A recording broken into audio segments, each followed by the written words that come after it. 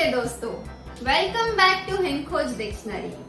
आज का हमारा सेशन है kind of phobias part 3। Okay, part 1 and part 2 की लिंक डिस्क्रिप्शन में दी गई है, आप रेफर कर सकते हो। उम्मीद है आपने वीडियो देखा होगा। तो हम पार्ट 3 शुरू करते हैं। पार्ट 3 में आज हमारा पहला फोबिया है phonophobia, fear of speaking allowed. जोर से जब बोलते हैं तब उन्हें फोबिया होता है, चिल्ला के बोलना जिसे बोलते हैं, वॉइस रेस करके बात करने से। ज्यादातर इन लोगों को साउंड से ही फोबिया हो जाता है और ये चीजें काफी बेसिक होती है जिनसे कोई खतरा या डैमेज नहीं होता, लेकिन फिर भी उन्हें ये फोबिया होता है। एग्जाम्पल के तौर पे ले तो ट्रैफिक है जैसे, या किचन में कोई साउंड है जैसे हम मिक्सी ग्राइंड कर रहे हैं या कुछ पकाने टाइम कुकर की सीटियां बजती है।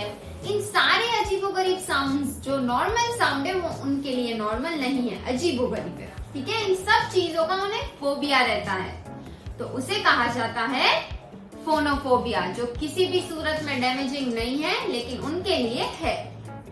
फिर नेक्स्ट हम जानेंगे आज पायरोफोबिया, यानी फियर ऑफ फायर, आग से जिन्हें डर लगता है।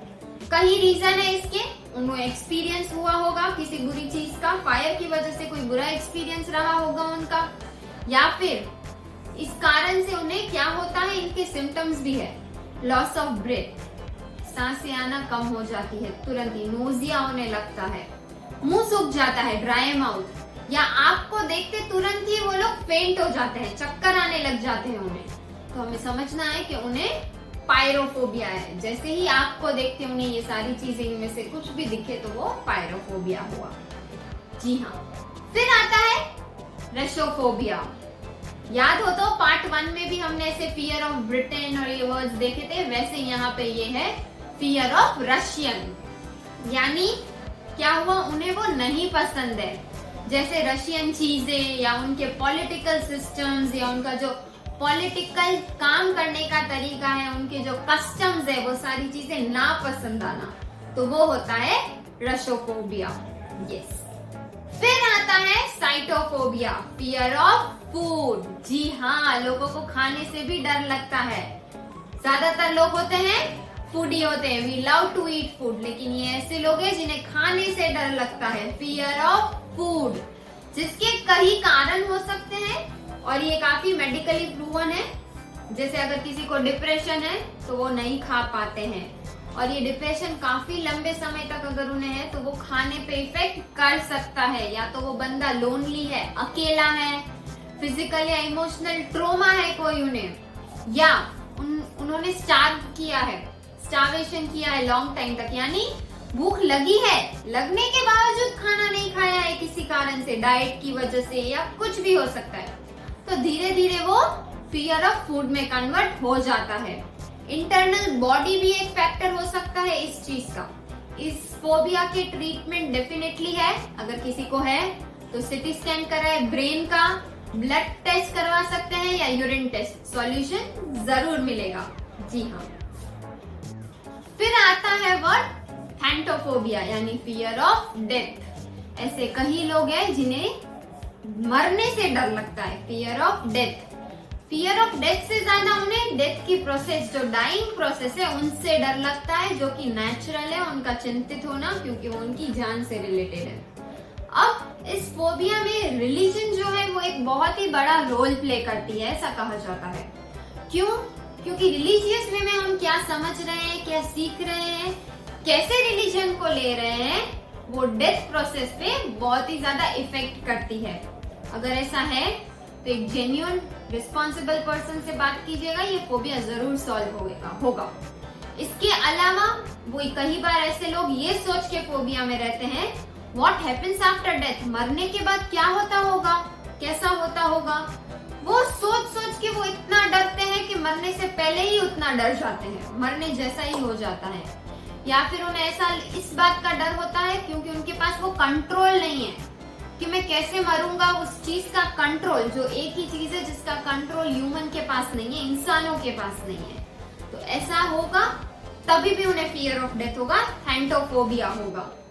और फियर ऑफ पेन से भी हो सकता है, इतना दर्द में है वो लोग कि उन्हें यही नहीं पता कि मरेंगे कब, डेथ आ गई तो, मैं मर गया तो, इलनेस से मर गया तो, मेरे मरने के बाद फैमिली का क्या होगा।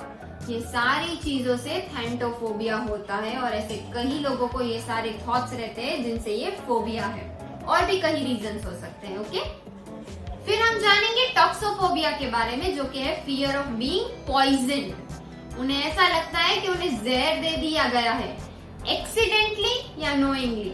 वो दोनों ही चीजों से उन्हें फियर होता है।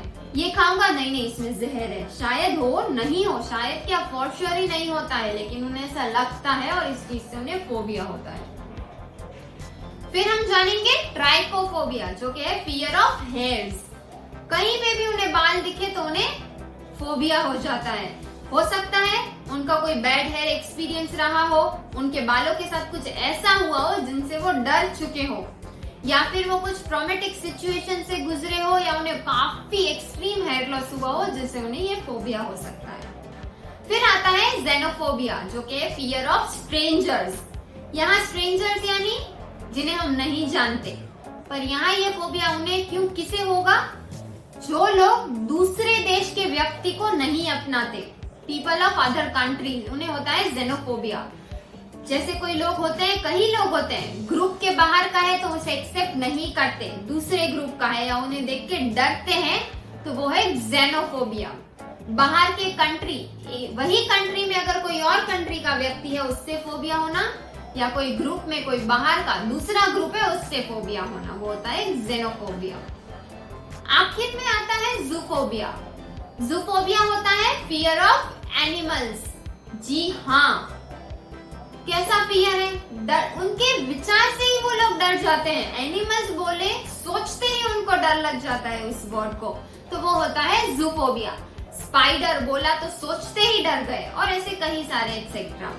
और ज्यादातर ऐसा कहा जाता है, ऐसे कई लोग हैं जिन्हें ये जूफोबिया लाइफ टाइम तक रह जाता है। बहुत ही कम ऐसे लोग हैं जो निकाल पाते हैं इस फोबिया को मन से। ओके, तो ये था हमारा आज का सेशन फोबियाज के रिगार्डिंग। इसके पार्ट 1, 2 और 3 तीनों ही आ चुके हैं। ये थर्ड पार्ट है। पार्ट 1 और पार्ट 2 भी आप डिस्क्रिप्शन में जाके देख सकते हैं। उम्मीद है आपको ये टॉपिक पसंद आया होगा, तो इस वीडियो को भी लाइक, शेयर और कमेंट जरूर कीजिएगा। हमारी चैनल को सब्सक्राइब कर लीजिए और बेल आइकन प्रेस कर लीजिए ताकि हमारे नए टॉपिक का अपकमिंग नोटिफिकेशंस आपको तुरंत मिल जाए। तो अब हम फिर मिलेंगे नए वीडियो के साथ। धन्यवाद।